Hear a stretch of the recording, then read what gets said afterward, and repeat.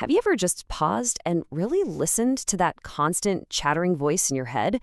You know the one, the voice that judges people, complains about the weather, constantly worries about tomorrow, and endlessly replays the regrets of yesterday. We basically go through our entire lives assuming that this running commentary is who we are. But what if it isn't? Think about it. What if the very thing you call I is actually an illusion? What if it's just a deeply conditioned mental construct that literally feeds on conflict and traps you in an endless cycle of suffering? What if that voice inside your head is actually a parasite destroying your life? This internal monologue is, without a doubt, humanity's greatest and most invisible trap. It quietly dictates our history, ruins our relationships, and is the root cause of our deep-seated unhappiness. Because if we take a hard look at human history, we don't just see a steady march of progress, do we? No.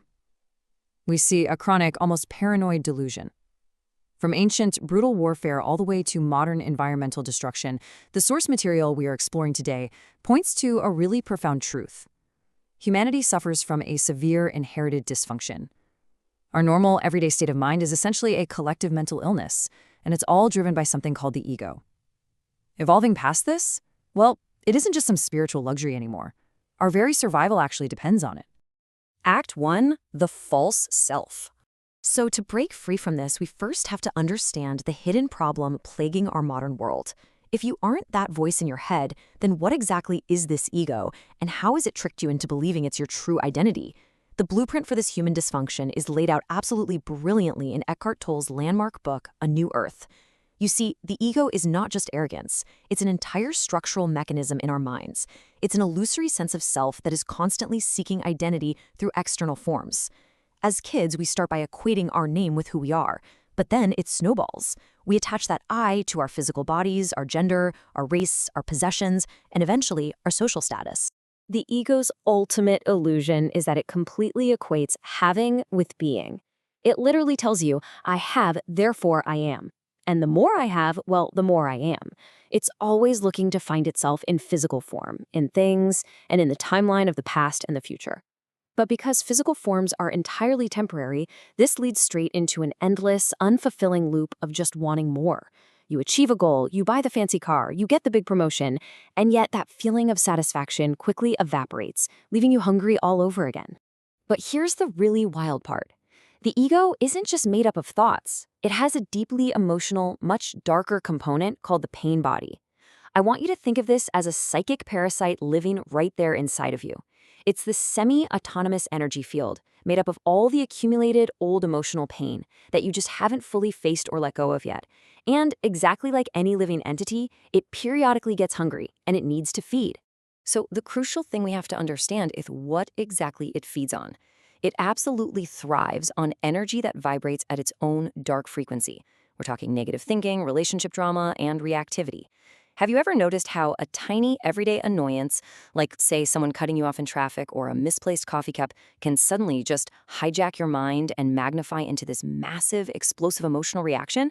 That is the pain body taking over.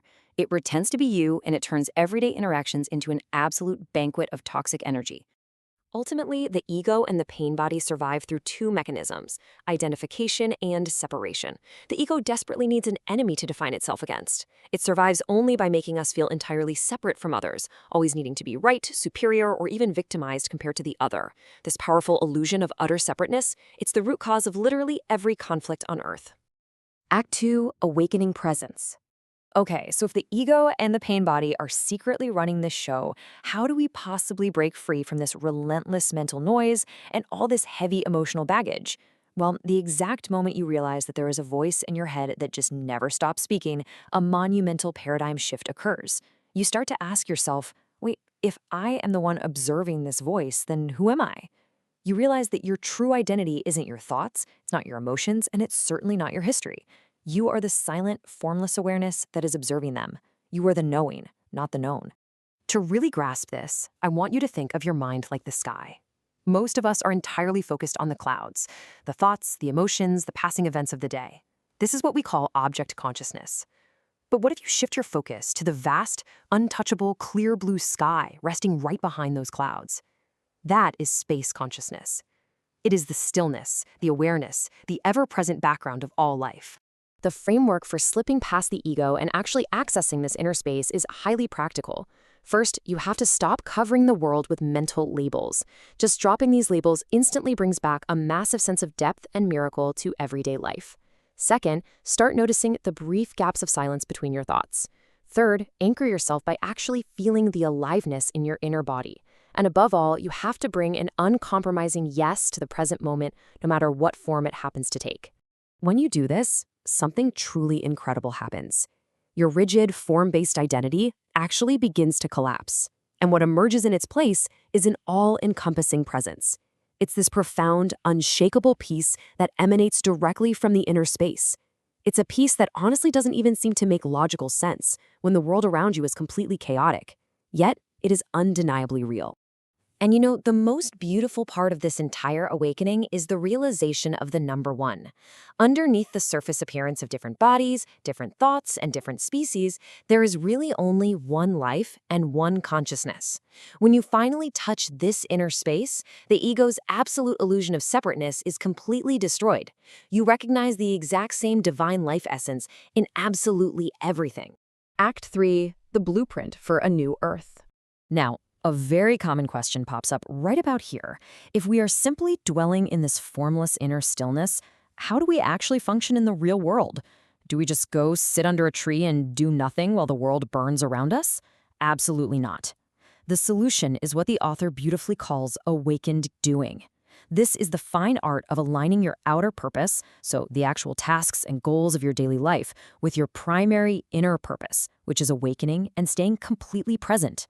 It's about allowing universal consciousness to flow naturally into your everyday actions, completely free from the ego's toxic, fearful need for specific outcomes.